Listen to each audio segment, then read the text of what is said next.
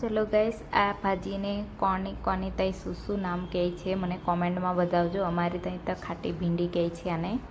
ખાટી ભીંડીની ભાજી બનાવવાની છે. તો અહીંયા આગળ મેં ખાટી ભીંડી લઈને આવી હતી ગામથી. તો અહીંયા આગળ મેં સમારી લીધી છે અને મસ્ત ધોઈ લીધી છે. એક બાજુ મેં દાળ થોડી પલાળવા મૂકી હતી. હવે એને મસ્ત ધોઈ કાઢી આપણે બરાબર.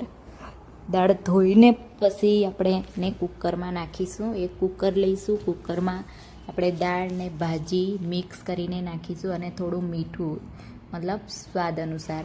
પછી આપણે એને કુકરમાં પાણી નાખીશું 1 ગ્લાસ જેટલું. 1 ગ્લાસ 2 ગ્લાસ, મતલબ તમારા હિસાબથી તમે જેટલી બનાવો છે એની ક્વોન્ટિટી પ્રમાણે તમે નાખી શકો છો. મેં 1 ગ્લાસ 1.5 ગ્લાસ જેટલું પાણી લીધું છે. હવે મેં કુકર બંધ કરી લઉં અને દાળ જ્યાં સુધી મારે ઘરની દાળ છે તો 2-3-4 સીટી તો વગાડવું જ પડે છે. અને એક બાજુ મેં રોટલા બનાવી દીધા છે મકાઈના.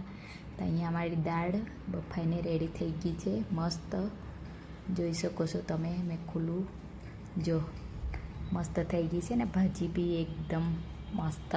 હવે એનું આપણે પાણી કાઢી લઈએ. જે વધારનું પાણી હોય એને સાઈડ પર કાઢી લેવાનું છે. બધું જ પાણી થોડું થોડું કરીને આપણે એક સાઈડ પર કાઢી લેવાનું છે. એ પાણી ફેંકવાનું નહીં. એ પાણી પણ આપણને કામમાં આવશે. તો એ પાણી આપણે સાઈડ પર કાઢી લઈએ. અને પછી પાણી કાઢીને પછી આપણે ઘરમાં વલોણું હોય, કોઈ દાળ પીસવાનું મિક્સર હોય, મારી પાસે આ વલોણું છે દાતરનું, તો એનીથી મેં પીસું છું. આવી રીતના મસ્ત દાળને પીસી લેવાની. અમે તો ઘરે ગામમાં તો આવું સાદી દાળ ભાજી ખાઈ, પણ એમને આજે વઘારેલી દાળ ખાવી હતી એટલે મેં અહીંયા આગળ વઘારવા પેન મૂકી દીધું છે ગરમ થવા માટે. હવે આપણે એમાં 1-1.5 ચમચી જેટલું તેલ નાખીશું. તમારા હિસાબથી તમે તેલ નાખી શકો છો. મેં ઓછું નાખું છું. મને તેલવાળું વધારે ઓઇલી નહીં ભાવતું, ઓછું ભાવે. એટલા માટે મેં અહીંયા જીરું નાખી લીધું છે. જીરુંને થોડું સાતળવા દઈએ. પછી આપણે નાખીશું 1 લાલ મરચું અને લસણની પેસ્ટ. તો આપણે એને મસ્ત સાતળવા દઈએ. પછી આપણે નાખીશું જે દાળ છે આપણી પાસે, એ 1 ડોયલું જેટલી નાખીશું આપણે. પછી એની અંદર આપણે મસાલા નાખીશું.